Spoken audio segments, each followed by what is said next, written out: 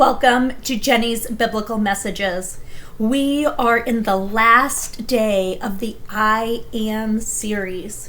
And today we are talking about how Jesus is the true vine. And we're going to read through John 1 through 8 and then discuss what this means. This is such a good one today, guys. Stay tuned. So John chapter 15. I am the true vine, and my Father is the gardener. He cuts off every branch in me that bears no fruit. Well, every branch that does bear fruit, he prunes, so that it will be even more fruitful. You are already clean because of the word I have spoken to you. Remain in me as I remain in you. No branch can bear fruit by itself, but must remain in the vine. Neither can you bear fruit unless you remain in me. I am the vine, you are the branches. If you remain in me and I in you, you will bear much fruit. Apart from me, you can do nothing. If you do not remain in me, you are like a branch that is thrown away and withers. Such branches are picked up, thrown into the fire, and burned. If you remain in me and my words remain in you, ask whatever you wish, and it will be done for you. This is to my Father's glory, that you bear much fruit, showing yourselves to be my disciples. Let's go back right here. It's verse 6. If you do not remain in me, you are like a branch that is thrown away and withers. Such branches are picked up, thrown into the fire, and burned. I want you to keep that in mind. As believers, we must remain connected to Jesus. We must have total dependency on him. And if we look at this picture that was shown of the vine and the branches, God is the gardener who is taking care of the vine and the branches. Jesus is the vine, and we are the branches. Branches must stay connected to the vine to stay alive and to bear fruit. Pruning are challenging experiences. To prune in real life, what this means, or to prune in gardening, means the removal of specific parts of a plant to improve health, growth, and productivity for that plant. And that means the same for us. When God is pruning us, he is cutting those branches. Those are challenging experiences that God is giving us.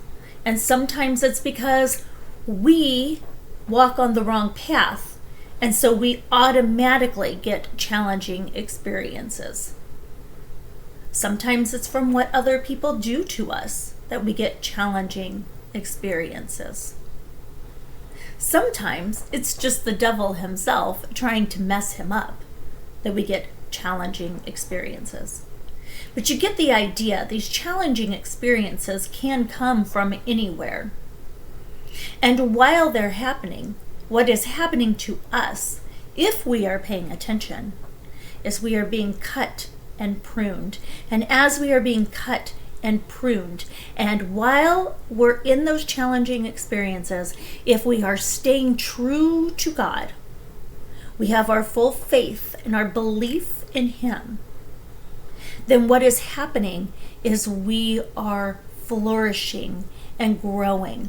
We are becoming these big plants that are beautiful with these beautiful, luscious green leaves, and then the fruit that comes off of these leaves. Now, what are the fruits that they're talking about? Well, those are the fruits of the Spirit that we see in Galatians 5:22. It's love, joy, peace, patience, kindness, goodness, faithfulness, gentleness, and self-control. Our entire lives, I believe, we will be challenged in these areas. Right now, I am being challenged in the patience area.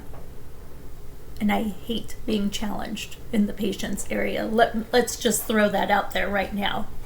Because once you're challenged in the patience area, that God's going to throw more situations at you to see how you react when you should be patient.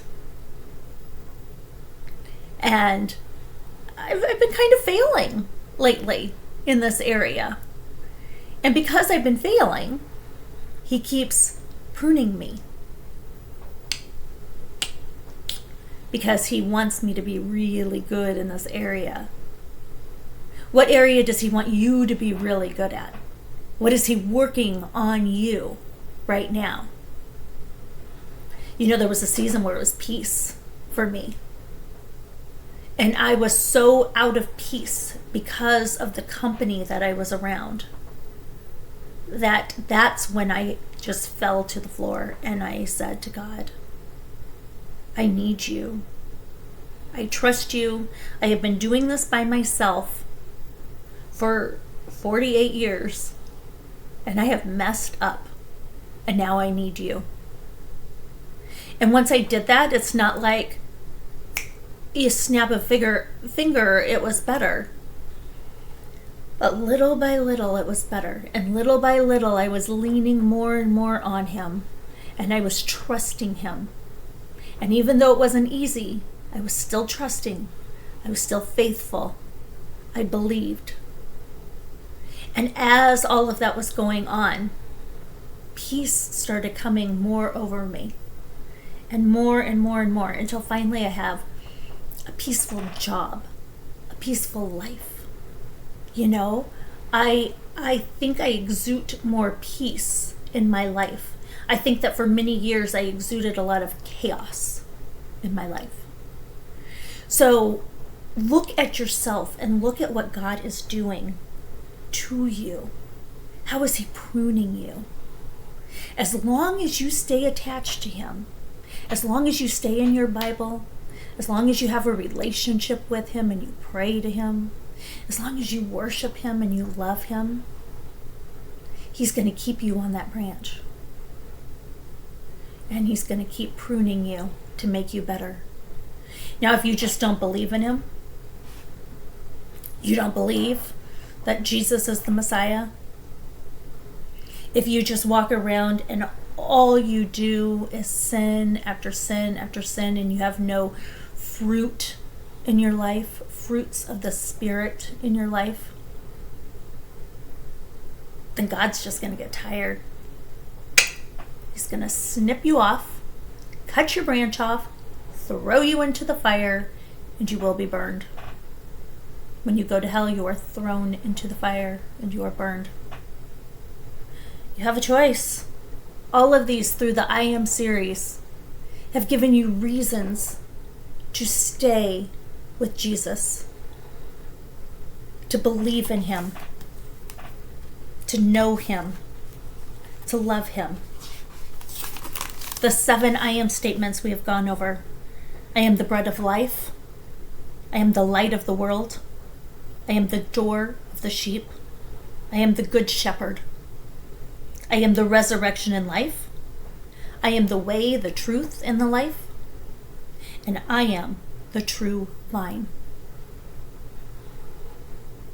I hope you learned something with this series. I hope you hold on to it. And I hope that you walk forward in your future with Jesus, depending on him, knowing who he is.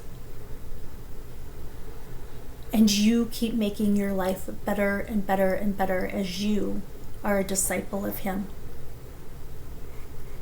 Have a blessed day, everybody.